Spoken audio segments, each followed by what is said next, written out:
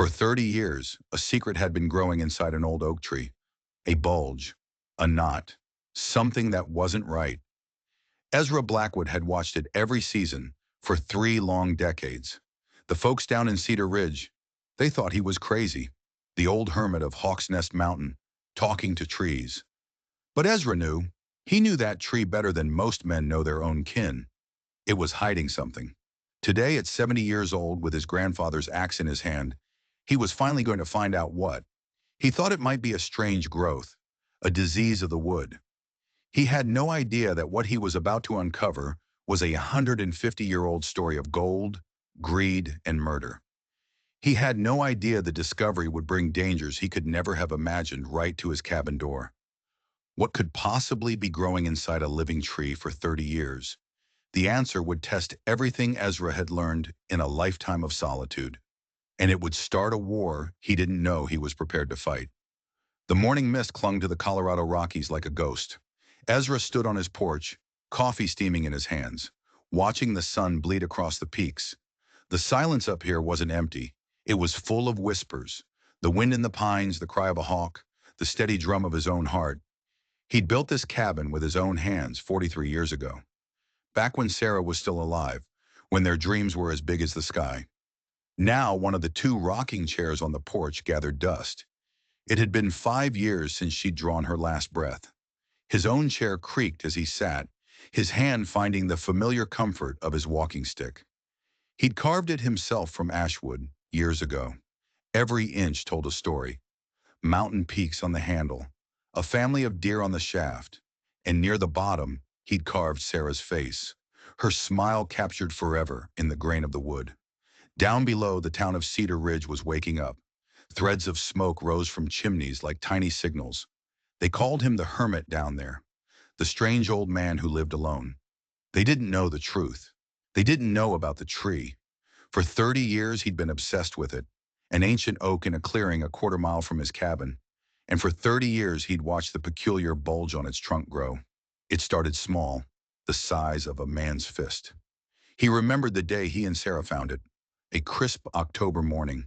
She'd run her hand over the bark. "Look at this, Ez," she'd said, her voice full of wonder. "It's like the tree is pregnant." They'd laughed. They'd watched it. They'd measured it.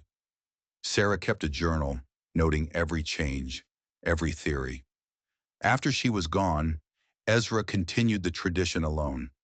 Now the bulge was enormous, 3 feet across, jutting out from the trunk like a wooden tumor. The bark around it was different, smoother, darker, as if whatever was inside was changing the very nature of the tree. The folks in town had their theories. At Murphy's Diner, they joked about it. "Crazy old Ezra," Bill Murphy would say, "talking to trees, measuring bumps. Man's been alone too long." Tom Garrett from the hardware store was less kind. "It's a burl, you fools, worth a fortune to furniture makers. That old coot is sitting on a gold mine, and he treats it like the Holy Grail." But Ezra didn't listen. His grandfather had taught him to respect the mysteries of the forest. "The mountain teaches those who listen," the old man used to say, "but she's got no use for those who demand answers." Today, though, felt different. A dream had woken him before dawn. Sarah's voice calling from far away. "It's time, Ez. The waiting is over." He'd been having the dream for a month. Sarah standing by the tree, just as she was 30 years ago. She would take his hand, press it against the bulge. "Can you feel it?" she'd ask. "Can you feel it calling to you?" And he could, a warmth, a pulse, like a heartbeat deep inside the wood. "It's time, Ez. It's finally time." Ezra stood, his old joints groaning. He finished his breakfast, his eyes fixed on the distant shape of the oak tree. The bulge was visible even from here. 30 years of watching, 30 years of wondering. He went into the small bedroom where Sarah's memory still lingered, like the scent of lavender. He opened the jewelry box he'd carved for her. Inside, nestled on faded velvet, was her simple gold wedding band. He slipped the ring into his shirt pocket. It felt heavy against his chest. A talisman, a promise. He walked to the barn past the herb garden Sarah had tended, now wild but still fragrant. Inside, the air smelled of aged wood and oil. In the far corner, Hanging above his grandfather's workbench was the old man's double-bit axe. The hickory handle was worn smooth by 3 generations of Blackwood hands. The steel still held a razor edge. He tested its weight. It felt familiar. It felt right. "Well, old friend," he murmured to the axe, "looks like we've got some investigating to do." The walk to the clearing was one he could make in his sleep. The path was worn into the earth by 3 decades of his own boots. As he got closer, his pulse quickened. He'd never considered cutting into it before. It felt like a betrayal, but Sarah's presence was so strong today. He could almost hear her, encouraging him. Sometimes you have to take a chance to find the treasure. The oak stood in the center of the clearing like a silent giant. The bulge was even more impressive up close. He circled it slowly, his logger's eye assessing the tree's health. It was strong, vibrant. Whatever was inside wasn't killing it. He placed his hand on the smooth, dark bark of the bulge. For a second, he swore he felt it again. That warmth, that subtle vibration, a flutter like something waking up. He snatched his hand back, his heart hammering. "Easy, old man," he whispered. Imagination's running wild. He chose his spot, just below the widest part of the growth, where the bark seemed thinnest. He raised the axe. The moment felt heavy, like the air before a storm. This was it. After 30 years, he was crossing a threshold. There was no going back. The first swing bit deep into the bark. Thunk. The sound echoed through the silent forest. Chips of wood flew. He worked with care, with the precision of a surgeon, peeling away the layers. He was expecting solid wood, or maybe a rotten, diseased core. He was not expecting a hollow space. He stopped, axe in hand, and stared. Beneath the bark and a layer of wood, there was a cavity, a perfectly sealed chamber. And inside that chamber, wrapped in what looked like dark oiled leather, was a package, something that did not belong inside a living tree. Ezra dropped the axe. He leaned closer, his heart pounding against his ribs. The leather was ancient, but it was perfectly preserved, protected by the tree's embrace for who knew how long. It was bound with rawhide strips, tied in careful, deliberate knots. With trembling fingers, he reached in and lifted it out. It was heavy, substantial, the size of a large book. He held it in his hands, this secret the tree had guarded for so long. Sarah's voice seemed to whisper on the wind, full of the excitement he'd loved so much.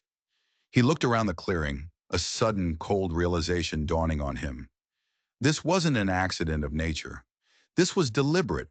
Someone, a long, long time ago, had placed this package inside a hollow in the tree. They had understood that the tree would grow, its living wood sealing the package away, protecting it better than any safe or vault. The patience of it, the foresight. They had counted on time itself to be the lock. And Ezra Blackwood, the crazy old man who talked to trees, had just found the key. As the mountain breeze rustled the oak leaves above, he knew, with a certainty that chilled him to the bone, that his quiet life was over. The tree had given up its secret. But this was only the beginning. Back in his cabin, the leather package sat on his kitchen table like a ticking bomb. The coffee in his mug grew cold. He examined the wrapping. It was supple, expertly treated. This was the work of someone who knew what they were doing. His fingers, skilled from a lifetime of fine woodwork, carefully untied the ancient rawhide knots. The leather fell open, and Ezra's breath caught in his throat. Inside was a collection of items from another time. An oiled canvas map case with brass fittings, surveying tools, a compass. But his eyes were drawn to the map case. The clasp clicked open. He pulled out a series of hand-drawn maps. The paper was old but impossibly preserved. The first map showed these very mountains, but it was a version he'd never seen. The detail was exquisite. Every ridge, every valley, every stream rendered with an artist's care. But it was the symbols that made his pulse hammer. Small X's scattered across the landscape. Next to them, notes in a neat, careful hand. Good water, shelter cave, elk crossing. And then, one that sent a jolt through him. Mine entrance. JW and RB, 1863. The initials were everywhere. JW and RB. Two people who had spent years, it seemed, mapping this wilderness during the height of the Civil War. He spread all 5 maps across the table. They covered nearly 100 square miles, and they were riddled with mining symbols, claims, prospects, mines. Some were crossed out, played out, but others, the ones with the initials, were highlighted. These mountains were full of gold, more than anyone had ever known. He found his own property on one of the maps, the creek, the rocky outcrop, and there, in the clearing, a small circle. Next to it, a chilling notation, cash tree, 30 years growth needed. His blood ran cold. Someone in 1863 had hidden something here. They'd calculated that 30 years of the tree's growth would seal it, but 30 years from 1863 was 1893. The package had been waiting for over a century and a half. He dug deeper into the map case. There were letters. The letterhead read, Whitman Geological Survey Company, Denver, Colorado Territory. They were written by a man named Jonas Whitman to his wife, Clara. The letters told a story of a dangerous survey, of dodging claim jumpers and thieves. My dearest Clara, one read, dated August 1863. Running Bear and his people have been invaluable partners. We have identified 17 mineral deposits of significant value, including a gold strike more substantial than anything yet discovered in this territory. Another letter was more urgent. The situation has grown dangerous. Word of our discoveries has reached the wrong ears. I fear we are being followed. Running Bear suggests we cache our most important findings until the trouble passes. The last letter was dated December 3rd, 1863. It was short, and it was terrifying. Clara, if you are reading this, I have not returned. The maps represent work that could secure our family's future, but they have also made us targets. I have hidden the most valuable information where only someone with patience and wisdom will find it. Look for the growing tree, my love. Time itself will be the lock, and understanding will be the key. Ezra dropped the letter. The implications hit him like an avalanche. Jonas Whitman, J.W. He'd been murdered or run off. He never came back for his treasure. His wife, Clara, never found it. The fortune that should have been theirs had been sealed in a tree, waiting, and now it was on his kitchen table. But the story wasn't over. Something told him to go back to the tree. That afternoon, he returned to the clearing. He shined a flashlight deep into the hollow he'd created. And there, tucked even deeper inside the trunk, was another bundle, smaller but heavier, wrapped in the same oiled leather. He carried it back to the cabin. His hands shook as he unwrapped it. It was a book, a leather-bound journal. Jonas Whitman's personal journal. The pages chronicled not just survey notes, but a life. Whitman was an educated man, a scientist, but also a husband and father trying to make his way on a dangerous frontier. An early entry, June 1862, met with Chief Running Bear of the Ute people today. I found him to be a man of remarkable intelligence and dignity. We have reached an agreement. I will share 25% of any mineral rights discovered on traditional Ute lands, and his people will provide guidance and protection. Running Bear, RB. They weren't just colleagues, they were partners, friends. The journal was filled with stories of their mutual respect. Running Bear showed Whitman secret valleys, sacred places. August 3rd, 1862, Whitman wrote, Running Bear showed me a natural cave system deep in the mountain. The Ute consider it sacred, a place where the earth spirits keep their treasures. He says his grandfather's grandfather found gold nuggets the size of bird eggs in the deepest chambers. But as the months passed, the journal's tone grew darker. Word of their discoveries was spreading. March 15th, 1863, he wrote, 3 men approached our camp. Their leader, a man named Thornton, had the look of a Confederate deserter. Well-armed and greedy, Running Bear does not trust them, and neither do I. The situation got worse. They were followed, confronted. Someone was feeding information to Thornton's men. July 20th, 1863. We were followed again. Running Bear believes they are waiting for us to lead them to the sacred cave. I have decided to suspend our work, but it was too late. The final entries described a desperate race to hide their work before Thornton could seize it. November 28th, 1863, the final entry read, Running Bear and I have completed our preparations. The maps are cached in the growing tree, sealed by nature itself. The sacred items belonging to Running Bear's people are hidden separately in places known only to the Ute. If God wills it, I will return. If not, perhaps someone more worthy will find these treasures. The journal was filled with technical details that made Ezra's hands tremble. Whitman believed he'd found one of the richest gold deposits in American history, a fortune beyond comprehension. But it was more than gold. Whitman had sworn to protect the Utes' share. He'd sketched their sacred artifacts in the journal, a ceremonial pipe with silver inlays, turquoise jewelry of museum quality, all hidden, all waiting. As evening fell, Ezra sat surrounded by a 150-year-old secret, a story of partnership, of greed, and of a treasure that had cost at least one man his life. He knew he had a responsibility, but he also knew he was in danger. If Thornton's kind were still out there, they wouldn't care about history or partnership. They would only care about the gold. As he carefully rewrapped the journal and maps, he glanced out the window, and his blood ran cold. Down by his driveway in the soft earth were fresh tire tracks, a heavy vehicle, one he didn't recognize. Someone had been here. Someone had been watching. The quiet mountain life he cherished was gone, and the ghosts of 1863 were coming for him. The next morning they came. A black SUV, sleek and silent, wound its way up Ezra's mountain road. It was out of place here, like a panther in a sheep pen. A man in an expensive suit stepped out. He was in his 40s with polished shoes and a smile that didn't reach his eyes. He knocked on Ezra's door. "Mr. Blackwood, I'm Marcus Kane from Pinnacle Resource Development." He extended a perfectly manicured hand. "I wonder if you have a few minutes to discuss a business opportunity." Ezra's instincts, honed by a lifetime in the wild, screamed at him. This man was a predator. His eyes weren't looking at Ezra. They were scanning the property, assessing, calculating. "Not looking to sell," Ezra said, his voice flat. He didn't invite him in. Kane laughed, a hollow sound. "Oh, nothing like that. My investors are interested in the historical significance of this region. We're researching old territorial mining claims. Your property is in an area of particular interest." Mining claims. The words hit Ezra like a stone.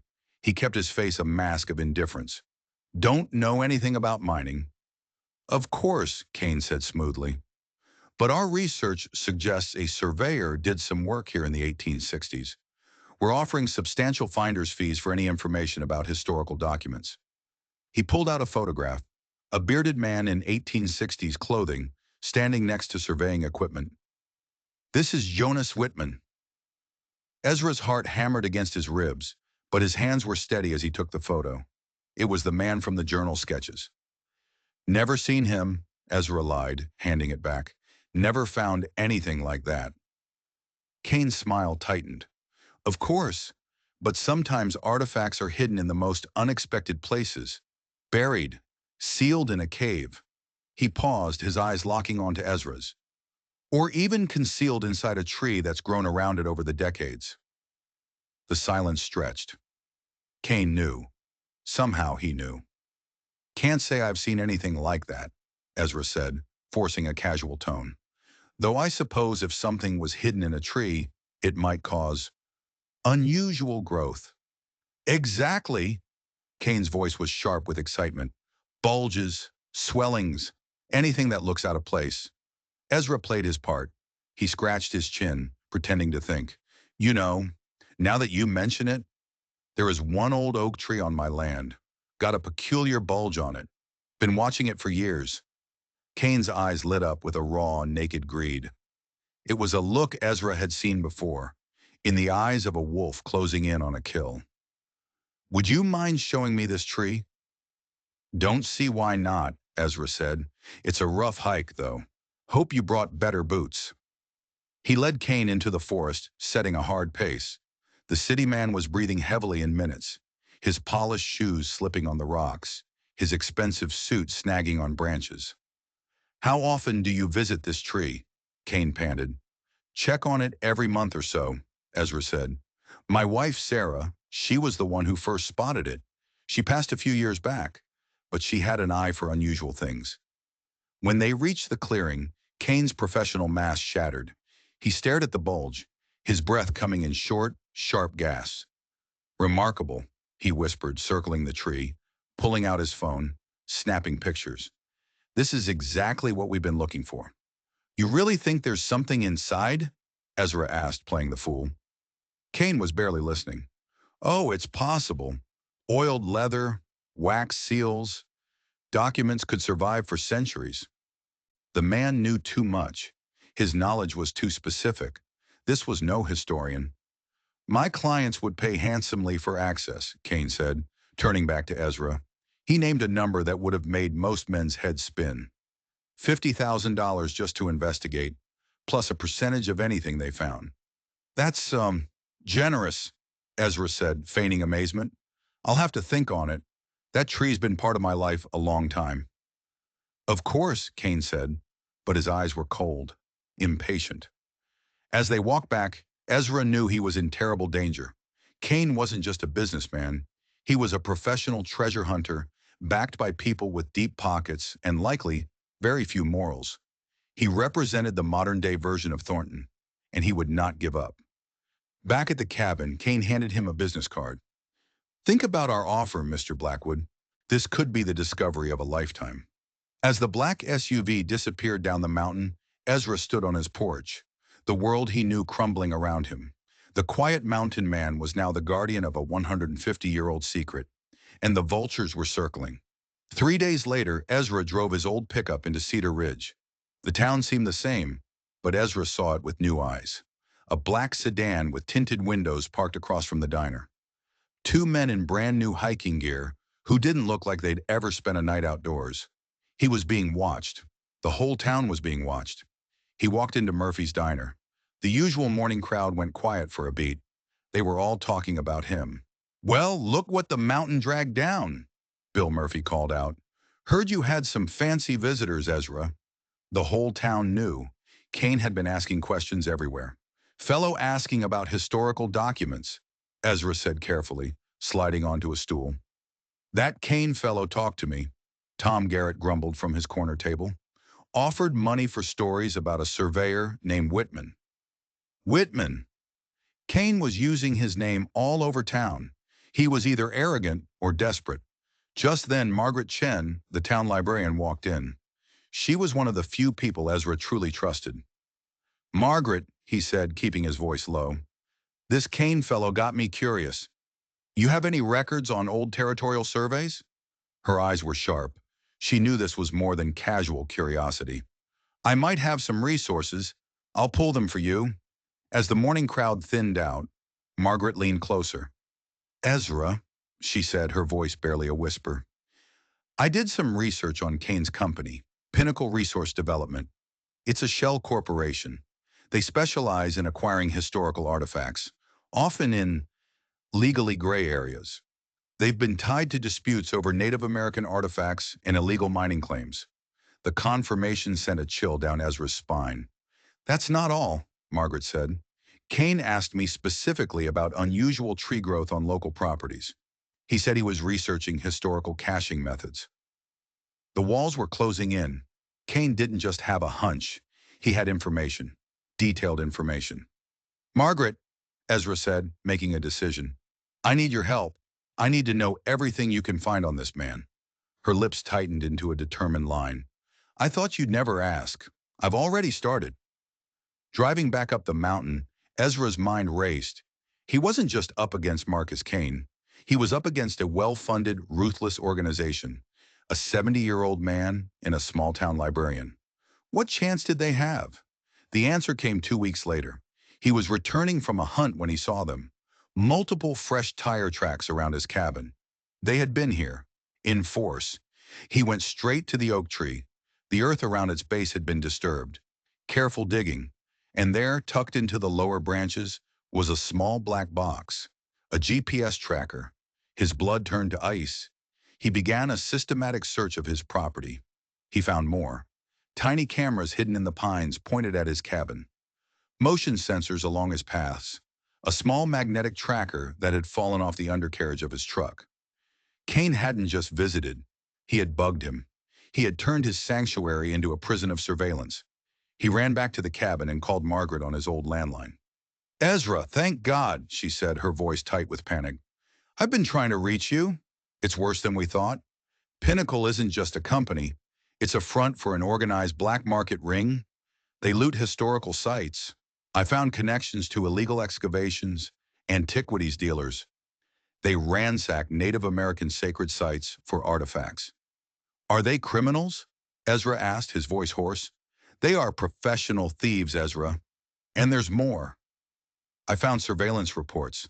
They've been tracking you for months. Long before Kane ever showed up, they knew about you. They were just waiting. The room spun. How? How could they have known about the tree before he even cut it open?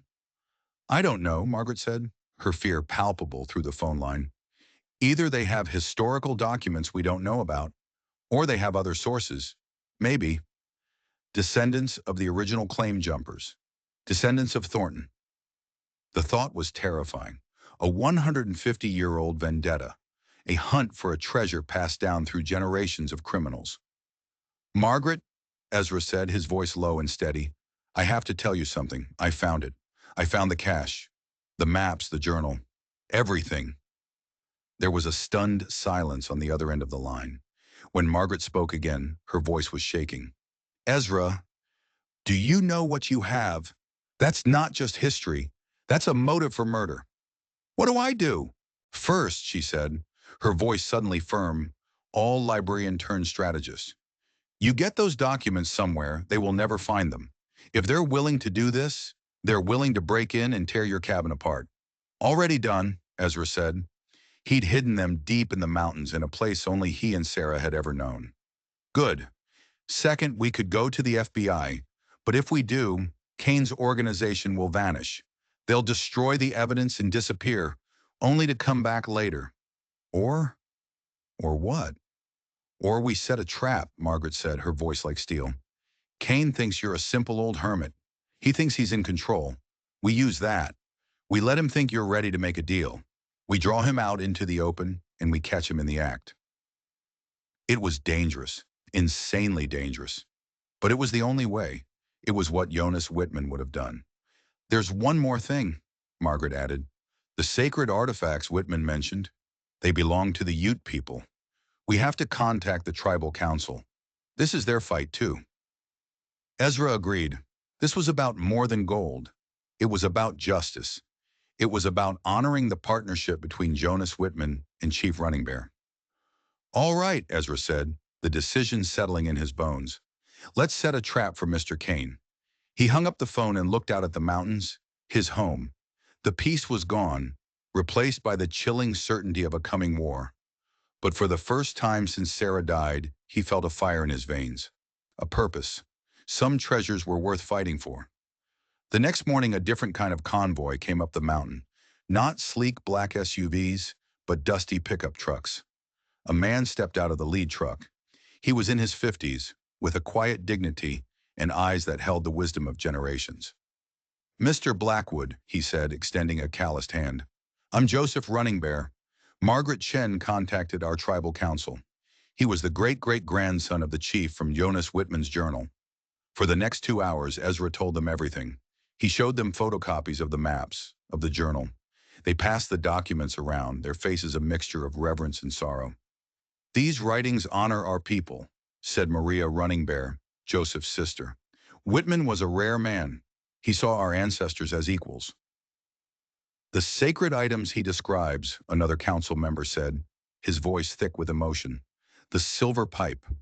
Our elders have told stories of it for 100 years. We thought it was lost forever. Margaret laid out her research on Kane's organization. The FBI is interested, she explained, but they need hard evidence of a crime in progress. Right now, all they have is suspicion. They have been watching this land for months, Joseph said, his voice hard as stone. They have planted their devices on it. That is a violation. But it's not enough to bring down the whole network, Margaret countered. We need to catch them stealing the artifacts. We need to catch them red-handed. A plan began to form, a dangerous, audacious plan. Ezra would call Kane. He would agree to the deal. He would let them come onto his land. We will control the situation without letting them know they are being controlled, Joseph Running Bear said, a grim smile on his face. Our ancestors were masters of this. Over the next week, the mountain became a silent stage. Margaret's FBI contacts, disguised as environmental researchers, moved into the surrounding woods, setting up their own surveillance. The Ute Tribal Council established a quiet presence in Cedar Ridge, ready to act. And Ezra made the call. Kane was ecstatic. He took the bait. Within 2 days, a team of 6 people arrived, setting up a high-tech base camp near the oak tree.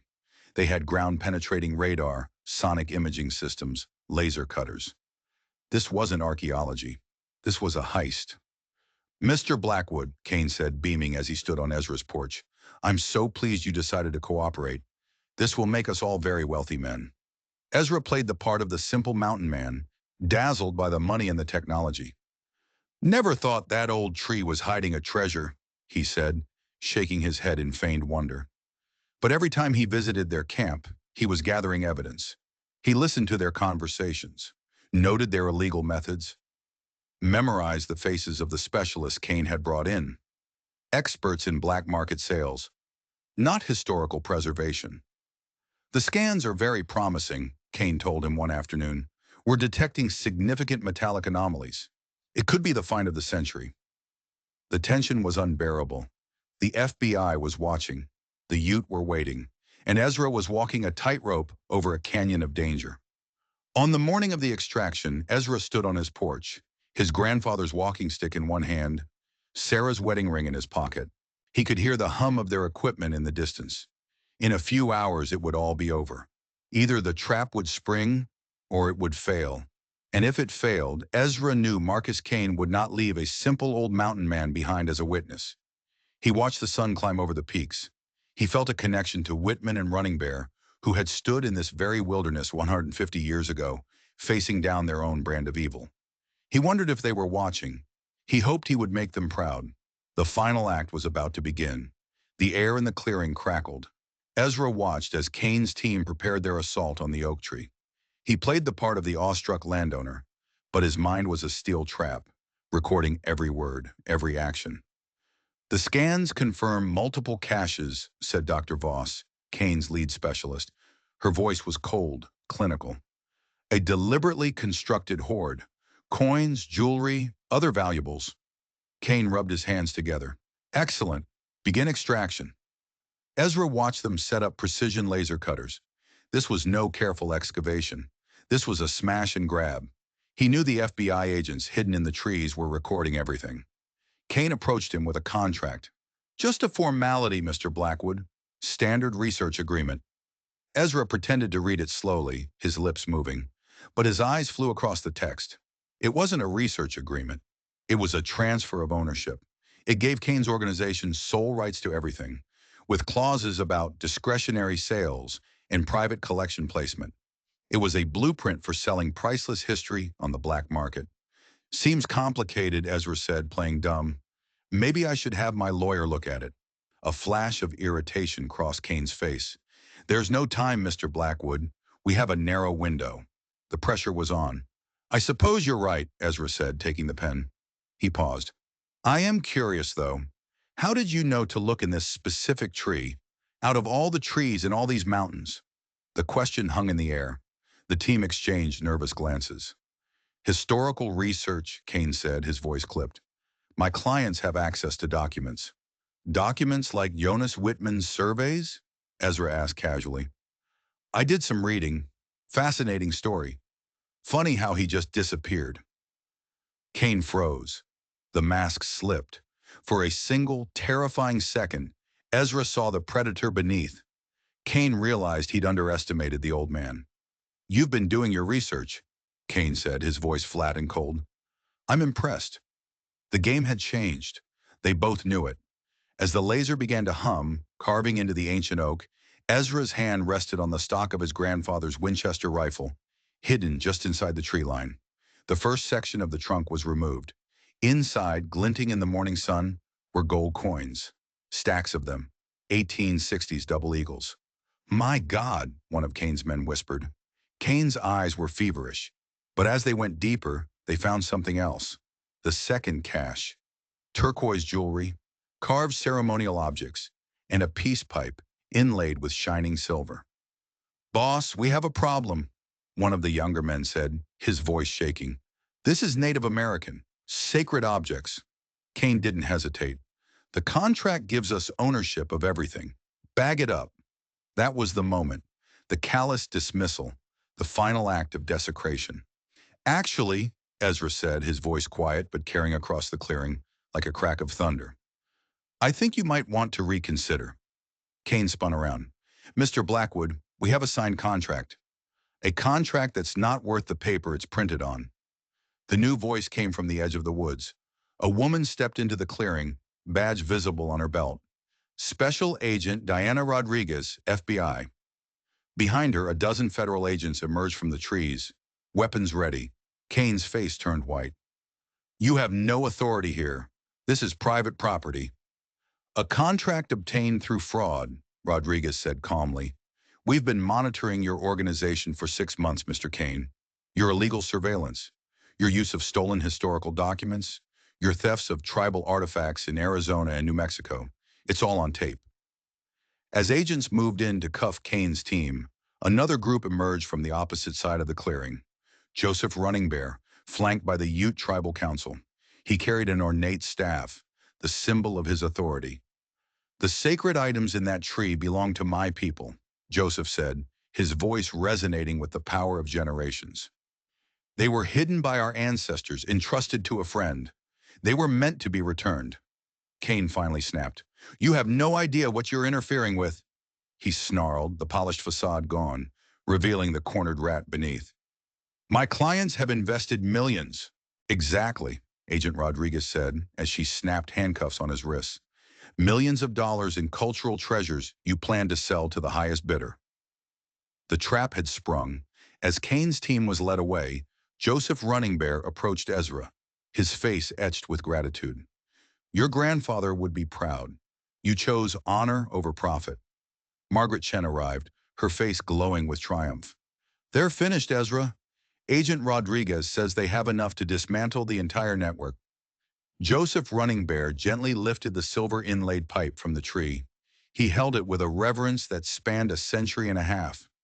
This belonged to my great-great-grandfather, he said softly. Our stories described it perfectly. We never lost hope. Ezra watched, a profound sense of rightness settling over him. This was what Whitman and Running Bear would have wanted. Justice, honor, partnership. The gold and the maps would be a matter for lawyers and courts. But the sacred artifacts were going home. As the sun began to set, Agent Rodriguez approached him. Your cooperation was essential, Mr. Blackwood. Your courage protected a legacy that belongs to all of us. The praise was welcome, but Ezra's heart was full for another reason. He looked at the ancient oak, scarred but still standing strong. He thought of Sarah. He knew she would have been proud. 6 months later, Ezra stood in the same clearing. The oak tree was already healing, new bark covering the wounds, but the clearing was no longer empty. A beautiful new building stood there, made of local stone and timber. Margaret Chen stood at a podium. Joseph Running Bear, in full ceremonial dress, stood beside her. A crowd of people, historians, federal agents, tribal elders, and local schoolchildren had gathered. We are here today, Margaret announced, her voice filled with pride, to dedicate the Whitman Running Bear Cultural Preservation Center. The gold coins had funded a foundation, Ezra's idea. The center would house the maps and journals, telling the story of the remarkable partnership. It would also be a home for the recovered Ute artifacts, a place of learning and reconciliation. Joseph Running Bear spoke of his ancestors, of trust, and of the Earth's treasures. Agent Rodriguez presented Ezra with a commendation from the FBI. The takedown of Kane's network had led to prosecutions in 6 states and the recovery of millions of dollars in stolen history. But the moment that meant the most to Ezra was when Maria Running Bear presented him with a new walking stick, hand-carved by Ute artisans. It told the story of the oak tree, the hidden cache, and the friendship between two peoples. As the ceremony ended, Ezra walked back to the ancient oak. Margaret joined him. Sarah would have loved this, she said softly. He nodded, feeling his wife's presence on the mountain breeze. She always said the best treasures are the ones that bring people together. That evening, he sat on his porch, watching the lights of the new center glow in the valley below. His quiet mountain solitude was different now. It was no longer the solitude of isolation, but of connection. He had found his place in a story much larger than his own. Beside the ancient oak, a new sapling had been planted. Another oak, for another generation. A silent promise that some secrets are meant to be protected, some stories are meant to be shared, and some partnerships are strong enough to echo through time. If you were moved by Ezra's story of patience and courage, do us a favor and hit that subscribe button. We bring you stories like this every week, and you won't want to miss what we have in store.